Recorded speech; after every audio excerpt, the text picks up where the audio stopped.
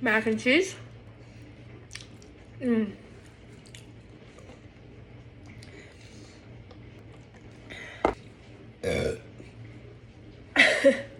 I'm gonna need a full-on shower after this.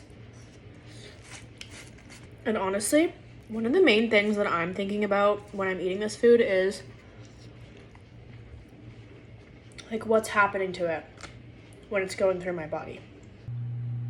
Like, this is just like the perfect combo. There's lettuce, tomatoes, pickles, and honestly, it's just all like chewed up mush, like,